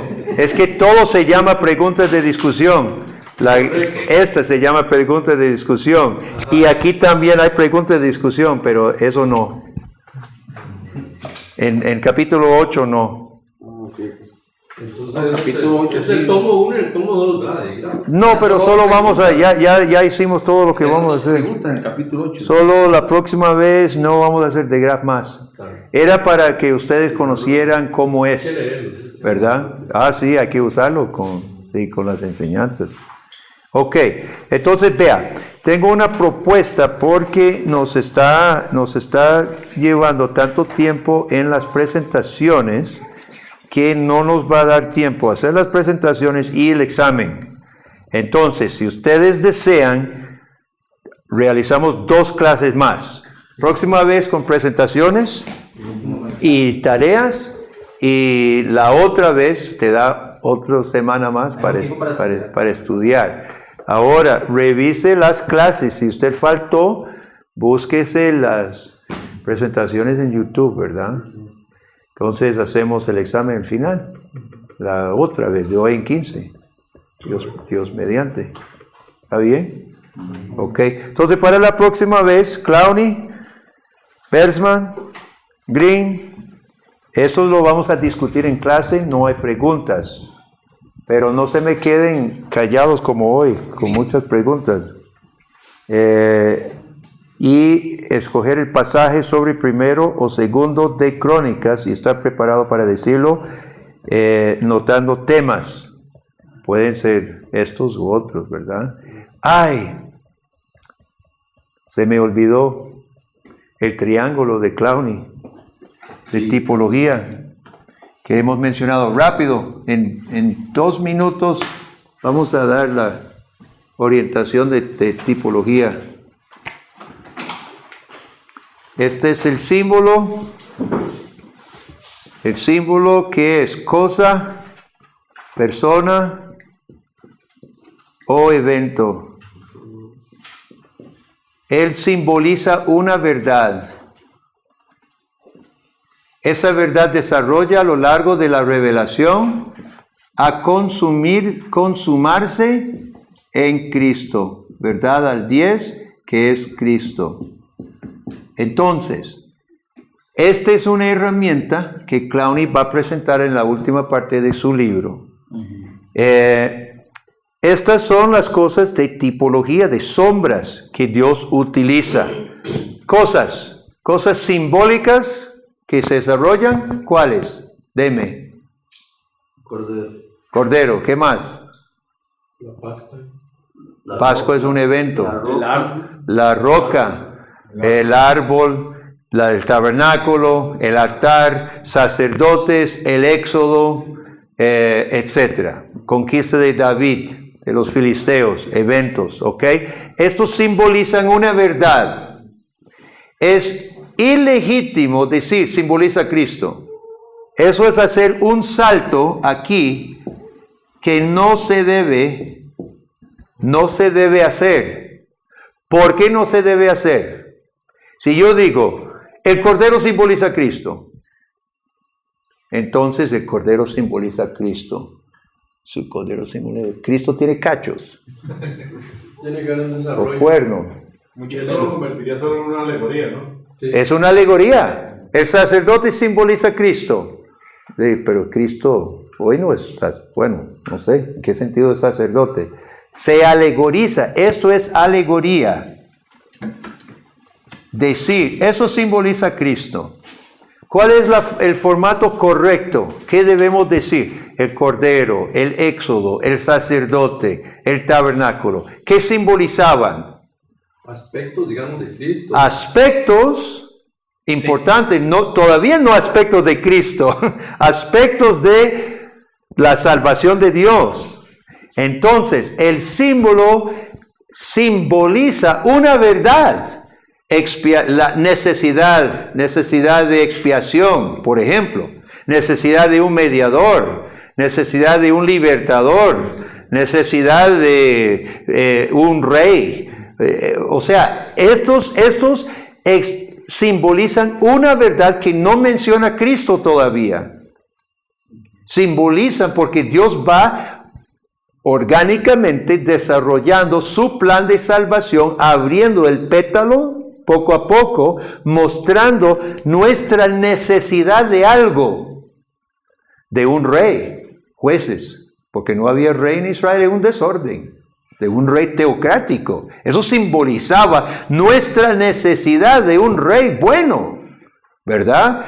Todos estos, entonces, el primer paso en las tipología no es decir, bueno, esto simboliza a Cristo o esto señala a Cristo, no es el primero. El primer paso es, esto señala o simboliza o pide alguna faceta de la salvación. Eso se desarrolla, rey. Vamos a tomar rey, ¿verdad? Los reyes malos antes de David simbolizaban la necesidad de un rey teocrático. Los reyes después de David desarrolla más o menos, algunos buenos, otros malos. Ezequías es bueno, Manasés es horrible hasta el final de su vida, ¿verdad? Entonces, esta verdad se va desarrollando, verdad 5, verdad según donde esté, verdad 7, hasta finalmente llegar el Hijo de David, la verdad consumada en Jesucristo. Aquí ya podemos hacer la aplicación tomando en cuenta esta necesidad, lo que dijimos que hace falta, ¿verdad? Y cómo Jesucristo cumple y a qué nos llama. Y esta es la aplicación, pero solamente por pasar. Esto no está en el libro, él lo menciona en otro libro. Dice, un alumno me mejoró el esquema. Sí, lo dice. Que ahí donde dice alegoría lo que está hablando es de una referencia tipológica. No, es una referencia directa que no lleva al tipo. Esto es el tipo. El tipo es lo que la verdad que simboliza. Decir. Él lo pone en el libro, él dice que es una referencia tipológica, esa arista. Sí, está mal traducido. El símbolo, digamos, para ser tipológica tiene que tener un desarrollo. Ajá. Él dice, ok, él está diciendo, este es el tipo. Sí, sí. Ok, es el tipo. Pero esa es la ruta para llegar al tipo, ¿verdad? Y entonces, el evento histórico nos va a decir qué es la práctica, en qué fallaba el pueblo, qué era su necesidad, qué no hacía, qué hace Cristo por nosotros y en nosotros. Entonces, siempre por y en. Es la esencia de la salvación de Jesucristo. Lo hizo por nosotros ante el Padre, justificándonos, y lo hace en nosotros con su Espíritu Santo, santificándonos. ¿Verdad? Entonces el evento, el pasaje concreto nos va a dar las aplicaciones. No vamos a hablar de aplicaciones otras. Vamos a hablar de aplicaciones que nacen del pasaje, ¿verdad? De las fallas del pueblo, o los éxitos del pueblo, lo que Cristo cumple cabalmente, lo que sea. ¿Ok? Entonces en 2 minutos... Ahora ya puede aplicar esto en Crónicas, recogiendo del pasado, recogiendo todo simiente, hijo de Dios, etcétera, reino, y ya si da el caso, puede tirarse adelante qué simboliza y cómo se cumple en Jesucristo. ¿Qué le parece esta herramienta? Buena, ¿verdad? Es excelente. Pero ahí, digamos, todos los símbolos nos llevarían al tipo. Sí, todos llevan a Cristo. Si no son tipos. No, digo yo, puede ser un símbolo, nada más que no lleve a Cristo, sino algún aspecto. No todo es un símbolo. Una vez yo creo que les conté, estaba estudiando Daniel, estaba en seminario todavía, y me parecía Daniel en el foso, Cristo en la tumba, y yo quería que Daniel fuera tipo de Cristo, ahí con los leones del diablo y los diablos. Entonces mi profesor decía, hijo, no creo, no lo veo. Entonces, es posible forzar un símbolo como el cordón carmesí de Rahab, forzarlo a que sea un símbolo cuando no lo es. La Biblia debería darnos la pista. Sabemos que los 3 oficios todos son tipológicos, rey, profeta y sacerdote, esos sí son símbolos. Sabemos que los sacrificios son símbolos por el Nuevo Testamento. Ahora, eventos, hay que tener más cuidado, pero sí, bueno, eso sí, ¿verdad? Porque se están simbolizando la liberación y la celebración de la salvación de Dios. Las fiestas sí son tipológicas. Digamos, en el caso de Daniel, ese evento que lo salvó de los leones es un evento redentivo, que lo salvó de los leones, ¿o cómo se vería? No es un evento redentivo del pueblo. No del pueblo, pero ¿verdad? Lo salvó de los leones. Sí, pero no. ¿Cómo se vería? No. El arca. ¿Cómo se vería entonces? Un relato de Daniel. Nada más. Algo que hizo Dios. No. Parte de la parte. ¿Cómo es que se ve a la luz de la tipología? Daniel, ¿qué función jugaba? Era profeta también. Profeta. Entonces Dios sí está vindicando su palabra, ¿verdad? Es la vindicación del que llevaba la palabra. Y sin Daniel, no tenemos el libro de Daniel, muy importante para el tiempo de Babilonia. Entonces el triunfo de la palabra de Dios es más el punto que un tipo de Cristo, ¿verdad? El arca, ¿es tipo de Cristo el arca? Sí. Porque indicaba la presencia de Dios en el pueblo. La salvación, sí. Usted sabe que la iglesia primitiva, no sé cuándo empiezan a usar el pez, pero la iglesia primitiva usaba un arca para simbolizar la iglesia, ¿verdad? Y en la salvación que Dios había hecho. Entonces ahí les dejo, De Graaf es una gran ayuda, De Graaf es una gran ayuda en esto.